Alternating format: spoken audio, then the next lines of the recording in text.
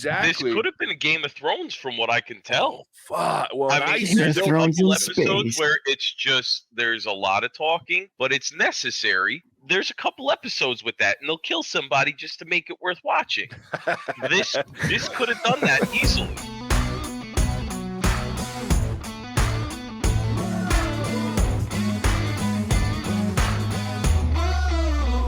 Welcome to the What's Our Verdict podcast. We fashion ourselves cinematic judge and jury. My name is JJ Crowder. I'm here with my co-hosts Mattson Heiner, Better red than dead. Ian Anderson, Some shit.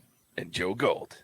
Hey guys, We appreciate your help growing the podcast. Go ahead and hit that follow or subscribe button. Tell a friend about it. Go check out our website, whatsourverdict.com, where you can listen to all of our episodes, sign up for our newsletter to get exclusive content and updates, pick up some merch, and interact with us. Question we always ask: if you ever find yourself wondering if you spend the time, money, or both on a movie. To help with that question, each week we put a movie on trial, discuss the facts, pass judgment, and let you know our verdict. Today we're reviewing Dune. It was released October 22nd, 2021. It's based on the novel by Frank Herbert. It was written by John Spates and Denis Villeneuve. It's directed by Denis Villeneuve. It stars Timothy Chalamet, Rebecca Ferguson, Oscar Isaac, Jason Momoa, Josh Brolin, Chen Chong, Dave Bautista, Stellan Skarsgård, Charlotte Rampling, Zendaya, and Javier Bardem.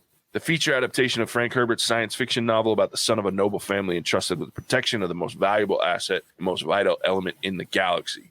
If you have not seen this movie and you want to avoid spoilers, now's the time to pause the podcast, go watch it at the theater, pick up your HBO Max subscription, watch this film, come back, pick up where you left off, because we're about to spoil the shit out of this thing.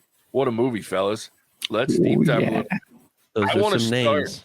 Yeah, I want to start with like a real quick rant on Hollywood that I wish they would make some changes for. So a movie this scale, we're talking about part one here. We mentioned the spoiler free. This is part one of at least two-part film, which I think is great. It should be. But what I wish a filmmaker would do. So we had movies back when you go back to like the Lord of the Rings trilogy, where they filmed all three movies in succession, right? They had them filmed, they moved into post-production, they released every year for 3 years, okay? In a movie like this, which the worst thing on the planet right now is we have to wait at least 2 years probably closer to 3 for part two. They haven't started production. They haven't even started pre-production. So you got a few months worth of pre-production. You probably got a few months worth of filming at the very least, and then you got another year or two of post-production with the amount of visual stuff and audio and shit that goes into a movie like this. So we're at least 2.5, probably 3 years before we see part two. Why couldn't you film both of these films back to back like you did before? And then why do we wait even the year? Like, what I want a studio to do is say, fuck it, let's live on the wild side. Let's film both of these movies, part 1 and 2, at the same time. Get it all out there. You know Denis Villeneuve has the story for it because, it's the book. It's out there. So write this shit, film this shit, and then do break the mold and go, we're releasing part 1 on October 22nd. Part 2, we're going to release January 28th, whatever the hell it is. You know what I mean? Give us a few months respite. I'm going to be so much more bought in to this movie because I know it's 2 parts and I know I'm only going to have to wait a few months. And I realize that most of the time they wait a year, or at least with the films for Lord of the Rings and the ones that they've done these film back to back. I think they did it with one of the Hunger Games duos or whatever. They film these and then they wait a year because they don't want to compete with themselves, right? They don't want these movies competing, but give it a few months, especially now with like the pandemic having caused some issues. I think it's the time to change how we release these epic doubles, trilogies, whatever you want to call it, because the times now, it's for me, I think it would be so cool to watch this movie and go, dude, I'm hype. I'm not going to lose the hype in 2 years. You know what I mean? I get to go in 3 months, let you make your initial money. Now let me go back and still have that hype that I want to see the second film. Because now I got to wait. And after a year, I'm going to be like, oh, that's right. They still need part 2 of Dune. So I get really frustrated by these damn long ass waits of a movie like this, where I know you got to split it up into 2 to make it worth it and to make you actually be able to cover the content. I think it's time for a change, man. And I know, What's Our Verdict? The podcast isn't going to change the film industry. Changing the world. God damn it, I wish it would. One episode at a time. But I think you bring up a really good point, JJ, where like when I think about movies that I was really excited for, like No Time to Die with James Bond, I went back and watched a couple of the movies leading into it. And I think an interesting premise, and I've seen some movies do this, where they'll put out the movie a couple months leading into that movie, so individuals can go back to the theater. And it's like, that could be a thing again. Or you don't even have to put it back in the theater. You re-release that on whatever streaming thing you have, like HBO or whatever it is. All of your people watch it because it's like the prime thing they put right there. It gets everyone prepped and ready, hyped and ready to go into it. I think that's a really interesting call out. I think we should all fly to Hollywood and start putting flyers out indoors and just let them know, like, we're ready. Telling you. The impression that I got was they didn't know how well this was going to land, which I almost don't fault them for, because Dune is not an easy adaptation. Like, there's so many, like, I walked out of the theater thinking, man, anybody who hasn't read the book is not going to like this. So I was surprised that people have liked it as much as they have. So I can see them wanting to, I mean, part of the reason they didn't even put part 1 on there is we don't know how it's going to land. They obviously spent a lot of money with the way this thing turned out, and not wanting to go double down on how much they spent without seeing a return on the first one. That doesn't mean I don't agree with you though, JJ, but that's what the impression that I got. Sure. Surprisingly enough, though, the budget on this movie was only like $165 million. And I say that knowing that that's a fuck ton of money. Yeah. But when you compare it to like Endgame was over $300 million budget. And to me, as visually stunning as most of the, especially the Avengers movies has been, this one was far and away better when it comes to the visuals and the audio. But yeah, it was only $165 million budget. Again, that's a lot of money. But in comparison to a lot of these movies that are coming out now, I heard it was like $50 million to get Jason Momoa to die in a tunnel. No, it was $50 million to get him to shave his beard. Yeah, exactly. Notice he didn't cut his hair, though. He's still rocking that man bun throughout. The other thing part to be said, JJ, you didn't bring up about the trilogy, like Lord of the Rings, is the synergy of the actors, because you're still, you're in it. Like, you didn't really leave it. You're still a part of that. And I think all these actors are good enough that I'm not worried about that moving forward. But I think that's partly why that trilogy system or back-to-back going into it works, because you're just, it continues on. You're not taking that break. And I think there's something to be said for that. Speaking of the cast, holy shit balls. What a great cast. Yeah. That's the thing I think I've been excited about outside of the surface of we have a Dune movie that might actually do Dune justice. The cast is outrageous. So good. And it paid off to hire all those people, because there wasn't a single moment where I wasn't thoroughly impressed with the acting. Who's the Harkonnen like leader bad guy? What actor is that? Stellan Skarsgård. Man, dude, yeah, he's amazing. Awesome. I love Stellan Skarsgård. A lot of these scenes are not easy scenes. Like, shout out to Timothy Chalamet, because I mean, he's having to do these long, or not super long, but like putting his hand in the box and just having to act in pain and have be that believable, but also not be too much. And same thing with the voice, like him focusing it. Like, there's a lot of things that could have been really cheesy or dumb or stupid if the acting wasn't there. So yeah, I fully agree with that.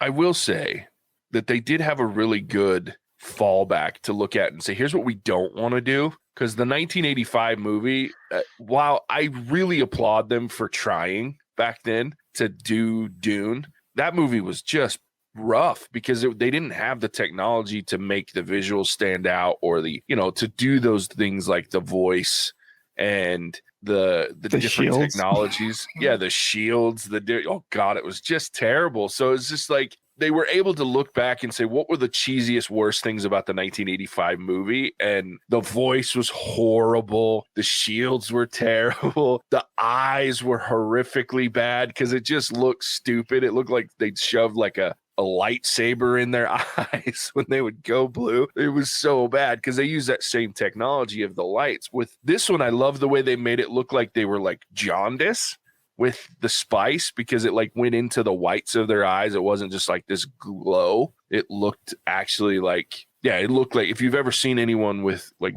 liver problems and they have jaundice, where like they're kind of yellow greenish tint to them, their eyes, that's kind of the way it works, is around the iris of your eye. It's really heavy coloration of yellow and green, and then it kind of spreads out into the rest of the white of your eye. So I really like the way that they showed the spice getting into their eyes and making their eyes blue. Dude, it was really interesting. Not even just that, like I think people have said it. It was so impressive to me that I'm watching like them doing the spice run out there and the sand changing and the spice machine. Like it was hard for me to, it was so good. It looked like, I just felt like I was there. It was happening, and I couldn't pick out like, hey, this is CGI, but there's so much CGI in this movie, but it was phenomenally crafted into the environment that they were also filming in, and just extremely impressed. And that's why if you can't go to theaters, even though I said stream it, like, man, this movie is visually appealing. It is damn sexy. So if you have a big TV like JJ as well, like for that alone,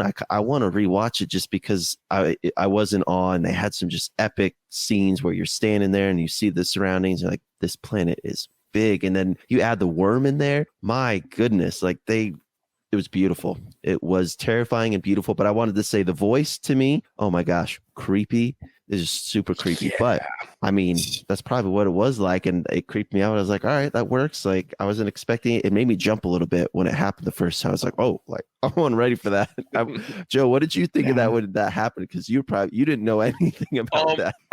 I had no clue what's happening. It was cool. It was creepy. It kind of gave you the chills a little bit, but like totally unexpected. Like completely blindsided. I mean, I don't know how to describe that any better. I did not see that coming. Wasn't expecting it. I was mildly offended, let's say, when it came to that worm. The worm was so cool. Like so cool. But two things screwed the worm up for me. The first thing is HBO, when you start it, they have a little something from HBO Max, and maybe that was my failure part on that, but they compared it to Star Wars, and they basically said something along, this was going to be the next Star Wars, and I can't remember the other thing. It might have been Lord of the Rings.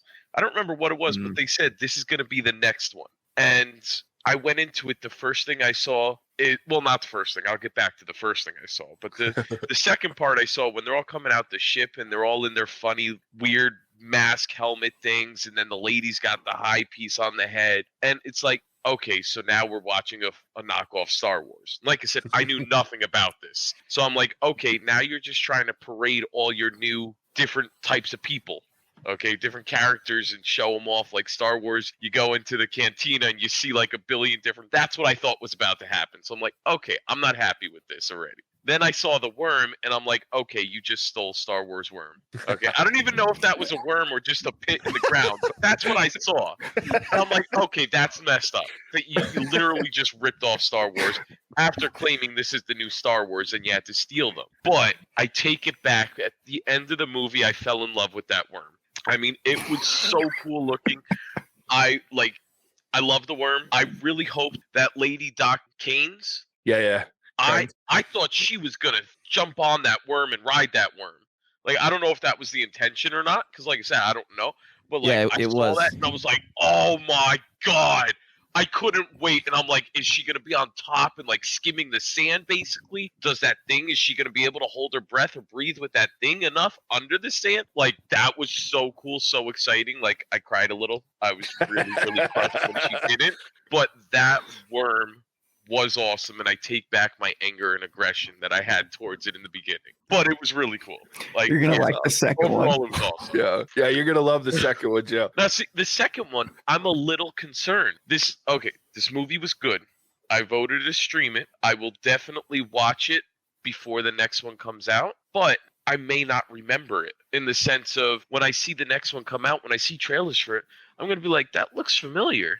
I'm gonna watch it. Look at that cast, and like, yeah, I'm gonna watch this, and then it'll hit me. It's like, wait, I saw the first part of this, so now I have to. It's not like Lord of the Rings. I watch everything again before the next one comes out, but Lord of the Rings, I didn't have to, or I didn't feel I had to. This one, and half good, half bad. I mean, it was a lot. I'm not gonna remember that in 2 years.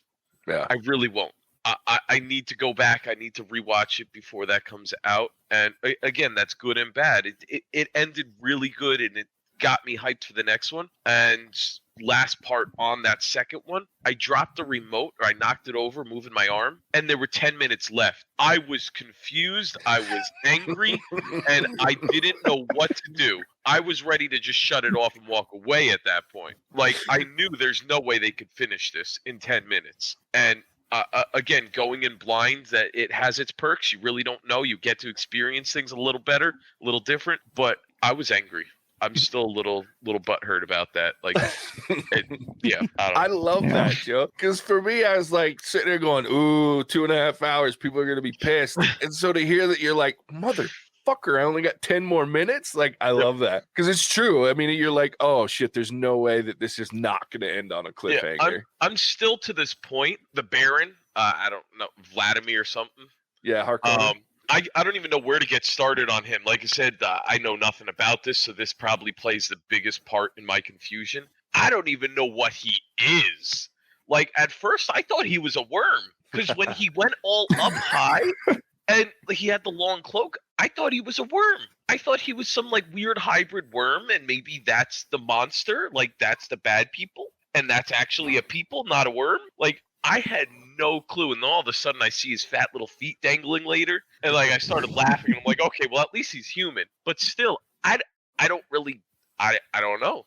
I mean, obviously that's a lot of the politics part that you said maybe they should have filled in more, but I enjoyed it. I like it, but I don't know what he is or what he does, and I assume he's going to be super evil in the next part. Still more, I don't know. I don't know.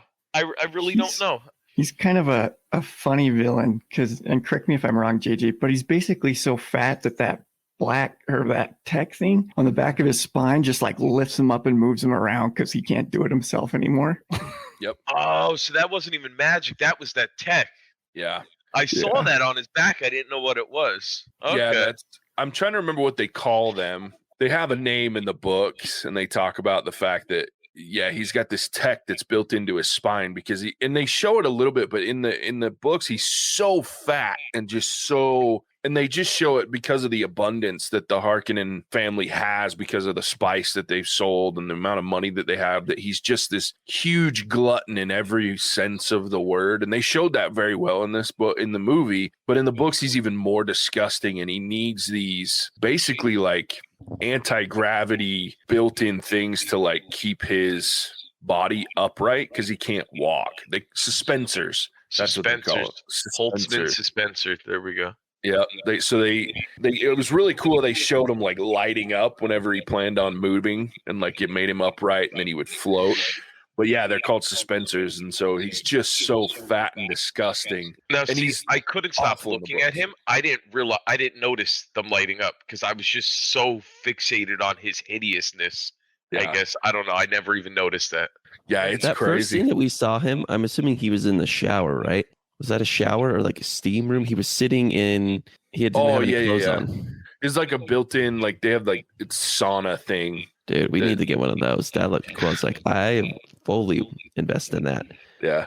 Yeah, that's the Harkonnens. It's crazy when you read about them because, like I said, they touched on it very well, but they're very, very, very wealthy because of the spice. Like they just make ungodly amounts of money. JJ, can you or Ian go, because I remember the books maybe in less than all you do, go into the politics or the reasons why the Emperor did what he did? I don't know if either of you remember, because I think that'd be helpful for our listeners and Joe. Yeah. And me.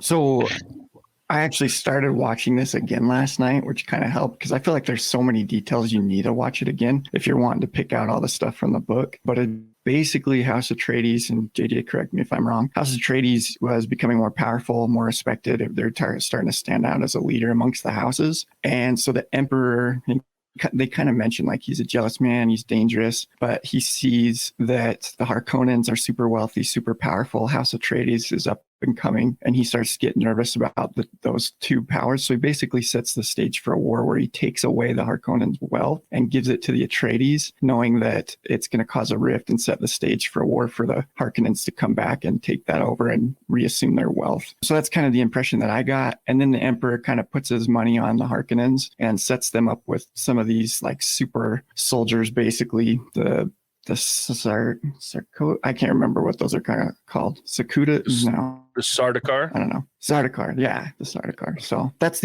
my understanding of it all. But JJ, you can fill in what I missed. Yeah, the only thing that I would add is that the Harkonnen and Atreides feud goes back generations. Mm-hmm. So yes, the Emperor was very afraid of Atreides, especially Leto, the one that you see that Oscar Isaac plays in this one. And they kind of hint towards the fact that he's built so much military power on Caladan, but he also has the respect of all of the other major houses, with the exception of Harkonnen, because they've been at war. They've been at a political war since before he was even born. Either of these two guys, the Baron and between Leto and then Vladimir guy, they've been in a political war and a feud for generations before this. That makes sense, because you could tell that he was very leery about being given this assignment, where it's all, because I can remember a lot about the book. I was like, but it feels like he knew that he was maybe not going to die, but it was going to be a war or something of that sort.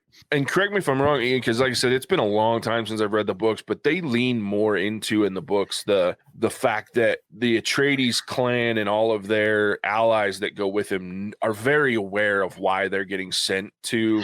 That this is not a surprise to them, in that they know that it's to further the feud and to separate the Atreides clan from the Empire a little bit, put them out on this desert planet that, while they have the opportunity to make a ton of money if it's successful, they also are going to have a very hard time doing it. They don't know to the extent, because there's the mole, the doctor has been helping set up this, and it's a lot more in depth than they show in this movie, how far the doctor's gone to set them up. But there's a lot to that, and they're all very aware of the feud between the two families, which they don't lean as much into in the movie, which I get why, because you would need this whole explainer, but there's definitely more to it than just spice and favoritism. So yeah.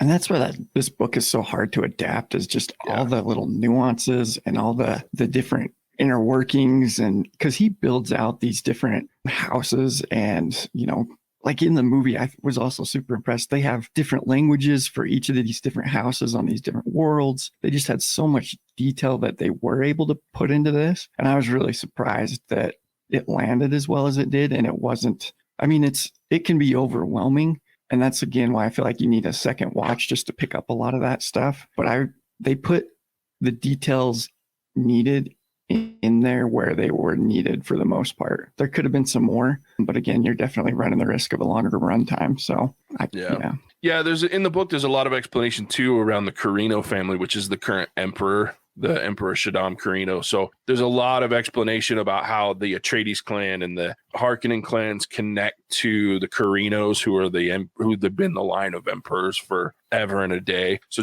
Ian's right. I was really impressed that they gave you enough information to understand the nuance of these three families, especially the two, but there's even more in the books that they cover, and it's like they almost give this, like, they go through and just kind of this family and this family, and it's pretty batshit how in depth the book is. Well, they did, like, you take like the Jesuit, if that's what I remember they're called, and like such a complex topic, and they dumbed it down to the essence that made sense. It's like, we're basically an organization that's trying to put people in power to let this kind of Messiah-like figure come to be, and it's basically through arranged marriages or concubines, however you want to call it. And I was like, well, it's way more than that, but you did a really good job simplifying it for what we needed in the movie. And I was like, all right, this works, and they're really creepy. That is one place, though, that I wish they'd done a little bit more. So the Bene Gesserit, I'm glad they didn't go into too much more than that, where they're setting up the bloodlines and things like that. They explained it well enough, I think. But what I was a little frustrated with when it came to, and I don't want to say frustrated, I wish they would have at least mentioned it. There's a part where near the beginning, and I can't remember the character's name, but the Duke, Leto, Oscar Isaac's character, asks one of his guys, like, how much money did they spend or whatever it was, the Tufir Hawat, the guy with the beard, the old guy, and his eyes go white, and he does this like calculation really quickly. So that's in the books, he's called a mentat. And so they don't talk about the robot, or I don't want to say robot, the technology or AI basically battle that set up this world, like 5,000, whatever it was, forever and ever and ever ago in this world. They had built basically AI, and then they went on this big battle to destroy all human controlled AI. basically. And then what the problem was is it left them without computers and technology that did mathematics for them. So they created a clan of people called mentats, and they taught them so well to calculate that they could do it in an instant, like it showed that guy. And I bring that up because one of the reasons that Paul was so special and able to become what he eventually becomes is because he was trained as a mentat as a child. So he has the mental capabilities to actually do these calculations. He's that smart. And then you add that with the Bene Gesserit training that Lady Jessica gives him. And then He's you like add a superhuman. Yeah, you add that with the spice consumption when he gets to Dune, that it all triggers these abilities that lead him to be able to calculate enough that he can see the future and the past with his abilities. It's not that this dude's just some oracle that can see the future. It's that he can calculate so well on top of the ability to see because of the Bene Gesserit bloodline that's been cultivated through his family. And Lady Jessica was one of many women that were set up as Bene Gesserits to create these super women. That's why the one lady was so pissed that because this guy's supposed to be a man, but she was supposed to give birth to more daughters in order to continue that special bloodline to eventually create this savior or whatever. So I wish they'd have at least mentioned his mentat training, because they showed his military training, they showed his prowess in battle, they showed his Bene Gesserit bloodline. All they needed to do was have a mention and show him using that mentat power, and it would have set up all of the reasons why when he gets to Dune that the spice triggers all of his abilities at once. That was the only thing I think I was bitching about when it came to the movie. I was like, where's his mentat training? Come on, bring that shit up. Because the mentats to me are one of the coolest things in the books. There's just their ability to calculate almost instantly just ridiculous shit. See, now hearing all of this, I feel like I almost missed out. Definitely should read the book. But hearing all this, I think I would have benefited, and it sounds like I would have enjoyed a prequel to this. I definitely wouldn't have wanted more in this. This was long. It was a lot of information, but they also probably could have shortened this a little bit and given a prequel to set up for this. Because you're explaining so much, which makes the movie a lot better than it was. It was good, but this is making it better. Now that I'm knowing this stuff, it's like, okay, well, that completely explains that part that I was like, how, why, what? Really makes a lot of sense now. And like, I think there was enough to put in the beginning, everything we're going over, and cut out some of this one to make one before this that would have explained it, would have made everything a lot more smooth. And then with that, right when it started, that was such a cool scene. And it's like, you could have elaborated a lot on that and gone before that, like you said, to that war where they were creating this place. You throw all of that in. I mean, that scene alone was almost the whole movie. Like, I would have loved just watching that over and over again. That was cool. But you blow that up, you add a little more detail, you got a whole nother movie there. And then everyone spends more, goes to see the movie more, and knows a lot more, and even more excited the next. And that would have solved their issue with that time. Just added another hour onto this one, split it into two, and then we wouldn't have as long a wait for that next one. And I think that's with something like this, Joe, you even like kind of made me like my brain had like this expansion of what I was talking about earlier because of what you just said. I think especially in the world of Dune, because there's like 6 novels or something that Herbert was able to finish before he passed away. He was going to do a 7th, and then they've done his son and like one of his collaborators have done like a whole series of books outside of that in an expanded style. But I think Dune is such a world that you could create like a media franchise around it. Like they're already planning on a prequel TV show that has to do with the Bene Gesserit, which is really cool. You could do one on each of the families that are involved. There's so much that you could do. And to your point, Joe, I think there could have been here's what you need to know before you watch Dune part 1, right? And HBO could have made like a series, like a movie that was only on HBO, like a Max. mini series. Yeah, exactly. This could have been a Game of Thrones, from what I can tell. Oh, fuck. Well, there's a couple episodes where it's just there's a lot of talking, but it's necessary. There's a couple episodes with that, and they'll kill somebody just to make it worth watching. This could have done that easily.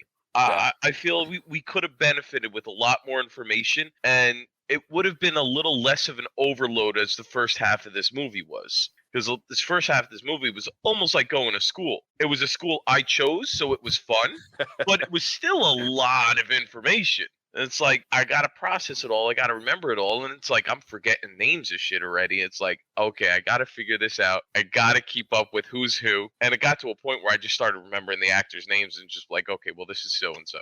The name I'll just look up later because that's not really important.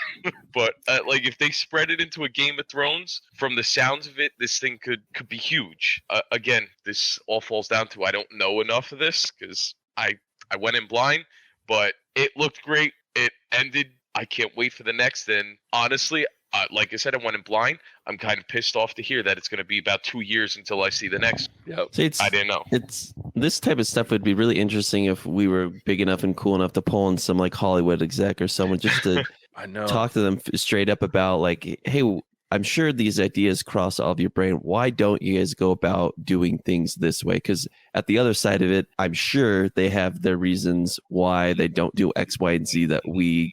I mean, it's not what we do. It's not our day job. And I would love to hear about it because for us, it's as you hear Joe talk about it, you're like, yeah, that's a no brainer. Like, why wouldn't we do that? I would watch that. I'd be all over that. So I think it'd be fun to understand those inner workings as well. Because I mean, the more the merrier for me. I think there's no inner workings. So like me, I'm on the 4th time rewatching Game of Thrones right now. Yeah. So it's like, it's common sense. To us little people, at least. I mean, as we say in this podcast, us common folk.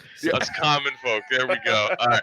To us common folk, little do we know about how the world works. But I'm rewatching Game of Thrones for the 4th time right now. Okay, so it seems like there's something there. Yeah. Joe, if nothing else, they need to rebrand Dune as the Game of Thrones of space, and then you've already got like millions of watchers. I'm down. I'd watch it right now. I'd sit and binge watch it. I wanted them to. I kept saying, I've said for years, I wish they'd make, especially now that they've figured out the epic TV shows. Because to me, TV is the medium for these large scale epic series of books because it gives you the opportunity to. That's why I'm so glad that HBO is grabbing The Last of Us and making a series out of it because it's such a big scale and you need to know so much that you just can't put it into a 2 or 3 hour movie. It just doesn't work on the scale that you need to know the things that you need to know. So I'm with you, Joe. I think either set it up to where there's a movie here and then a follow-up TV show or a prequel TV show and then a movie and I think that's the next step in my opinion is we've figured out the epic TV shows and we know they can do epic movies. Why not have and we've done TV shows that have ended too early and then we have a movie to finish them. That never works out very well usually. So, but we've seen that. And Joe, I know we're going to get you on another episode with this one, but for a special episode, but they just did the whole Sopranos prequel. My understanding works. And so it's like they're starting to figure it out. And I think that's the next logical move is to have like these interactive things that keep you going. It's kind of like a games in service for those of us that play the video games. You know that they'll keep you playing if they give you the right content. Well, for me, they'll keep me watching. Fucking sit me down for a 10-episode TV show and then lead me into an epic movie that sets up the next season of the 10-hour, of a 10-episode show. And I'm in like 100%. I'll watch all fucking like 80 hours. If you had like a 10-episode season, you do episodes 1 through 9, and then you have your grand 10th episode turn into that movie, and you just make it amazing because we all love the ending of a season of a TV show and you're like, man, they're gonna cram in every mother effort they can think of and then just turn into a movie. I'm with you. I mean, if you think about it, movie's only 2 episodes reasonably, maybe 3, so it's not even like they're doing anything different. It's just instead of putting that space in between, it's just boop right there. That's it. Boop. You can film it at the same time. I mean, even do Mandalorian. Yeah, go way ahead or way back. Do a mini series or mini series, whatever. I guess it is coming back, so it's not as much that, but still, like, go way before all this and tell me what happened. Yeah, and I'll watch it. Absolutely. I'd love to figure out what What's I our missed. verdict studio, guys? This is we're the next one. Here we go. Yeah. So let's talk about some ornithopters because the coolest thing in this whole fucking movie was how they finally did the dragonfly ships because that shit was bitching as fuck, and I want one. I'm with Joe. I want one. I just want it to hover over my house. You could make a ornithopter Top Gun, and I'd be there. Oh, you could have a whole TV series about ornithopter pilots. Like that shit's bitching.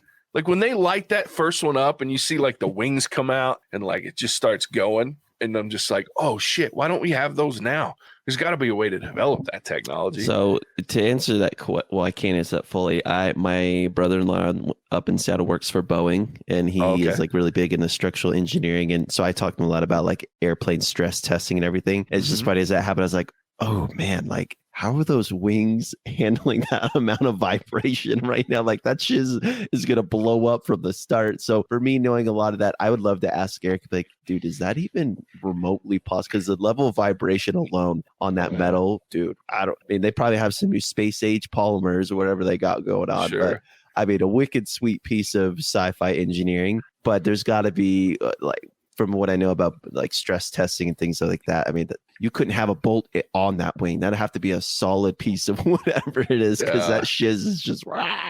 Yeah, you're gonna shake the bolts right loose, but yeah, that shit was dope. Look dang cool. Yeah, like when they did. I love the part where they're flying, but then to go really fast and like scoop down, you basically just shut the wings off and you're free falling. That's cool. Yeah. Oh, that was a cool scene. I really like that one. When they go and save the spice miners. Yeah. And he like just dry. And that was cool when the wings just go back and they just straight down and then they kick out right before they hit the sand and just start. It was bitching.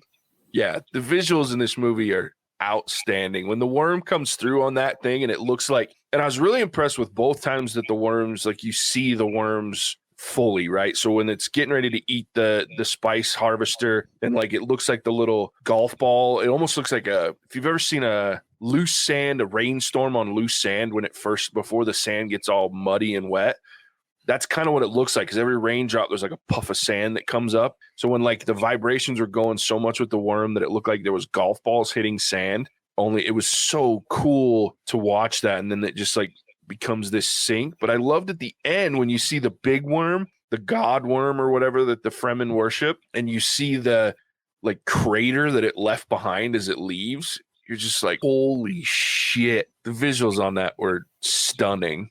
Yeah. That's the stuff that makes it worth watching in a theater, because it's awesome. Now, how'd they get the worm tooth? That's a good point. So, I mean, do the worms die? Like, yeah. And they also shed teeth. Like they talk about in the books, I think, that they shed teeth kind of like a lot of other animals. They'll lose, like alligators lose something like 2,000 teeth in their life. So the worms will shed teeth. And so the Fremen, I think that was one of the things where they talk about in the second book, maybe, I don't know, where they use like every part of these worms that they can find. And so that's where I think it's that they find them. Okay, that was cool. Oh, I'd get a sword with the tooth. That brings up a good point, Joe, because I wanted to ask you guys who read the book this, because isn't there something unique about the Chris knives? Like I want to say that in the book, if you show it to somebody, you have to kill that person or something like that. Do you remember that at all, JJ? I remember something weird about them, other than the fact that the teeth can like, they shred anything. Like they can go through metal. They're like the strongest thing out there. But I don't remember what that like whole couldn't show it. I do know what you're talking about. But there's something that happens, like they're really sacred knives or something like that. And I can't remember what it is, like this unique quirk about them having those knives. But yeah, and it is, and to answer your question, Joe, it is a dead sandworm that they get them from. I just pulled up Chris knives and I'm looking at them. Oh, here it is. Here it is, Ian. So if it's drawn, it cannot be resheathed until it had drawn blood. Yeah, because I remember when she shows that to Lady Jessica, it's like there's something that's supposed to happen when they unsheath that thing. Oh, right. So I wish they would have added that. It says the blade was not allowed to be seen by those considered to be outsiders by the tribe. Otherwise, they would have to die by it or be cleansed in an elaborate ritual. There it is. Now, speaking of cutting through anything, I wish they went into a little more detail because that was so cool. They're weird shields. Oh, yeah. I guess the only way to penetrate it is either with special blades or slow enough to go through. Like, I didn't even quite understand that because, like, they were moving fast, but then the blades got to go slow, I guess. I'm not too sure. It was super cool. Yeah. But I don't really know. Like, yeah. And then it almost like slowed down time with that weird little killer mosquito dude. Hunter Whatever. killer. Yeah, hunter killer. Yeah, Mm. it slowed down time kind of to where he was able to go slow and deflect it a little too. I don't know.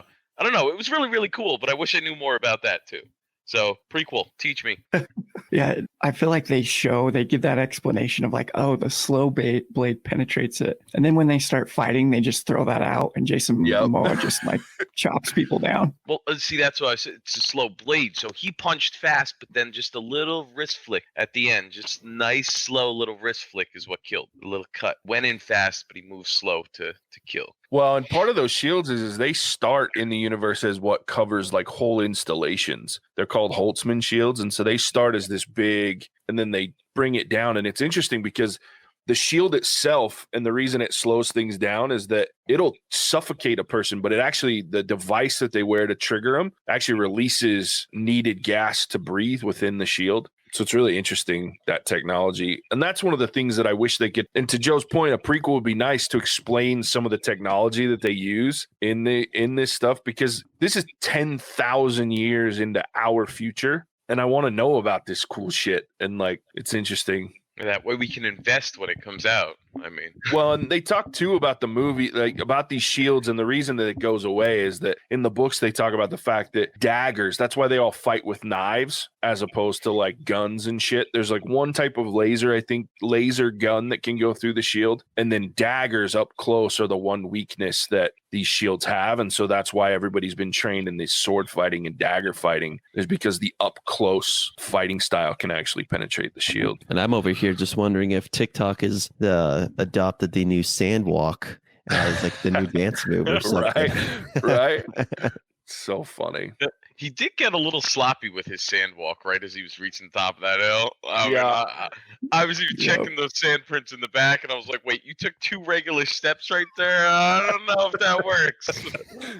I was just glad he recovered it, because they show them both using it when they first start, and then all of a sudden they're running up that dune, and I'm like, so you're just done doing the sand walk, huh? And then all of a sudden they went back into it. I'm like, okay, at least they went back to it. Like, it's not rhythmic enough to create a worm issue, but I want us to all practice it today, wherever you go. Right? See how much longer it takes you to get to your destination. Dude, I can't even wake up from sleep without my shoulder hurting. I feel like I'll displace a hip if I start trying to do that weird dance. And to your point, Joe, wait for part 2, because there's going to be some worm riding eventually. Because that is what she was getting ready to do. That is exactly what we she saw was someone doing it. Whip those out, and that worm's coming. I'm like, yes. But we saw someone riding it though. They showed like a little scene of someone on the back of one. I don't know what was a bigger cliffhanger, the worm riding and wanting to see more of that, or Paul and Jessica like getting adopted into the Fremen. You know, it's really funny that they've led, and I get why they do it, because Chani's such a major character in the books, but like Zendaya has like 7 minutes of movie time. And half of it is just her voiceover and like little snippets of her in the dreams. And I get why, but like she's just and I'm excited for part 2 as well, because she's such a major character, and Zendaya is amazing. Like I can't wait to see her interpretation of Chani. And then there's so many characters left to be introduced, like Paul's sister, Aliyah, I think is her name. She's an interesting character. So yeah, I'm curious how they're going to do that with her, because that could come off awkward really easy or weird. Really easy. She's an interesting character. I'm excited to learn more about Stilgar. I really like Stilgar in the book, and you see a little bit of him in this one, because he's a pretty cool character too, and there's stuff between him and Paul that comes up in that second part that's going to be fun to watch. Yeah, I'm excited. And I get kind of giddy for Joe, because you don't know anything about it. So it's like, we watched a lot of fun shit in 2.5 hours and some really great story building. But the second half of the movie, I walked out talking to Ian, and I was like, dude, if we can get to the second part, it's going to be epic, because all the good shit happens from where we left to the end of the book. So it's like, and when I say good shit, the political intrigue, watching Paul become like just this Billy badass, it's crazy, the shit that's to come. So I'm excited there. If I remember it in 2 years, I'm looking forward to it right now. We'll see how it comes. I know, right? It's a good way of saying it. Exactly. All right. We talked a lot about this movie, and yet not a lot about this movie, but are you guys ready to rate this thing?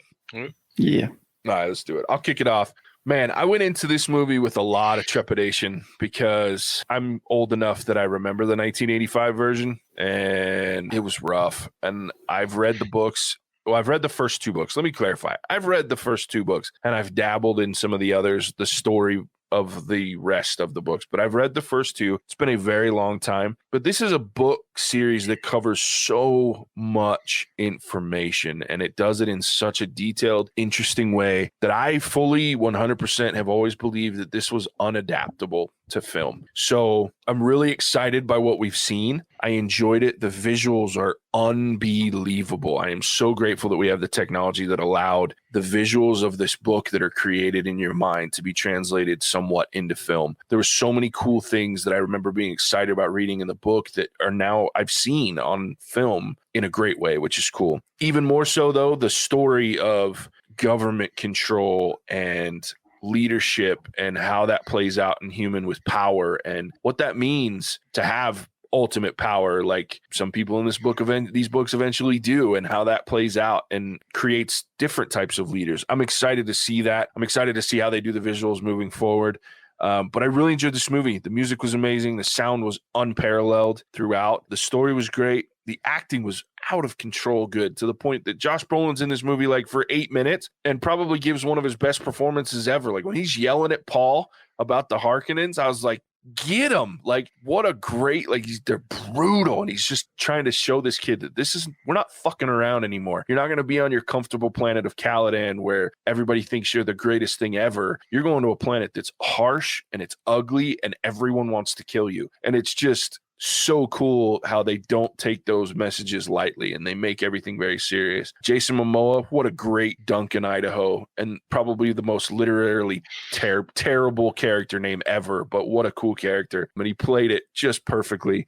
I enjoyed myself watching this movie. I think for the sake of those that have read the books probably got that giddy feeling a little more, but I was really excited, Joe, because I haven't talked to anybody that hasn't read the books. Mm-hmm. So to hear that you enjoyed it and you at this moment are excited for a couple of years from now when we might see part 2, that really makes me happy because that means they've done something right. Overall, I'm not going to score this as high as I want to because it is a setup movie. And I feel like 2.5 hours on a setup movie, while I love the content, is still a lot. So normally I think if they could have put back-to-back movies to where I got to see the whole first book, I might have given this skyrocketed 4.5, 5, but I'm going to give it a 4 because I was entertained. Even though it's a setup movie, it's probably the most entertaining setup movie I've seen in a very long time, if not ever. So giving it a 4, I will definitely watch this movie again, though I'll probably watch it from the comfort of my giant TV on my couch. So there it is, 4 for me. Joe, what do you give Dune Part 1? Okay, well, I got to throw in real quick with Josh Brolin. Yeah. It cracked me up right in the beginning. Smile. I am smiling. I mean, I bust out laughing. Like, I thought I was going to have to pause it. I'm a child. Like, little stuff just cracks me up. That was awesome. It was perfect. That's all. All right. Yep. So, this movie, I went in blind, knew nothing about it. HBO started me off on the wrong foot with the Star Wars reference in there. And it's like, no, this is not Star Wars. Okay, Star Wars is my Jurassic Park. This is not Star Wars. Don't go there. Okay, but it was good. It had some long parts where, you got to go through the talking, but you learn a lot. I woke up today, I was ready to give this a 2, maybe a 2.5, but I want to give this a 3.5 definitely. I would give it more had I known more too, but today learning a little more about it made it even more enjoyable after the fact. I know it's a little weird, but like I really liked it, but I like it a lot more now that I know all the little things that I saw but didn't quite understand. So definitely anybody listening to us right here, I mean, now that you know a little bit more about it, if you haven't seen it, 100% watch it. I'd watch it in theaters once. I definitely wouldn't go back to theaters for it a second time. Or I say go back, I didn't go. I'd watch it once in theaters because it was beautiful and it sounded so good. I mean, I do feel I missed out a little bit there, but I got a big TV. I got a nice sound system. All the lights were out. I mean, it was cool, but it would have been that much better in theaters to experience all of that. The movie itself, I'm glad I watched it at home and didn't pay to go out and see it because there was a lot of talking. and it took a little bit of time, but again, at the end, I'm excited. And then on the flip side, now I'm pissed off that you told me for years.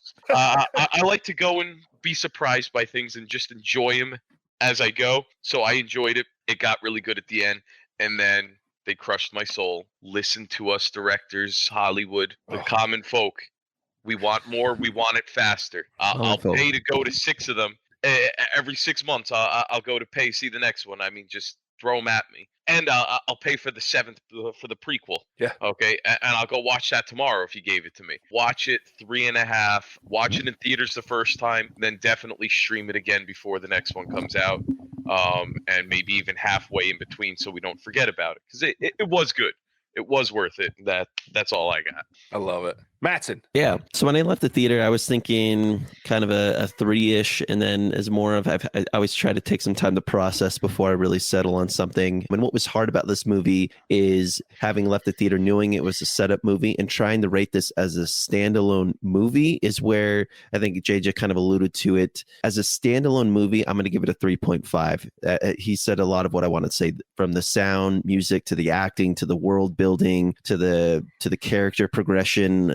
I mean, all of it was great, but because of the long runtime, and whether you've read these books or haven't read it, it's a large investment for a movie that I think they could have cut out some time or explained some things a little bit better to those that don't completely understand it, as we've learned from Joe. And so as a standalone movie, it's not a 5. It's not close to a 5 for me in that regard. But for, as JJ kind of talked about, and the same thing for me, for a movie that we clearly know there will be another one and there's amazing things coming, it prepped and excited me in a way that I think is hard to do, especially given all the nuances of what Dune presents as a universe and what it is. So for that matter, extremely well done job. But as a standalone movie, as we rate these movies, it's not in the 4.55. It can't be, because that's not what it ever was going to be. But for what it is, one of the best setup movies I think I've seen. A 3.5 for that type of movie, super strong, because you had to have this movie to get to the one that we're really hoping is going to knock it out of the park.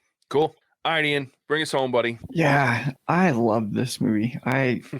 It's nice having a movie that you're looking forward to, because I was putting my expectations down as much as I could. I was kind of similar to JJ, like didn't know how this was going to fall out. And it's just nice to have a movie deliver on some expectations once in a while, because I feel like that's become kind of rare. I love, and to JJ's point, I love books or stories or movies that have real leadership principles, but in a fictional setting. And this is something that I felt like they brought even that over pretty well.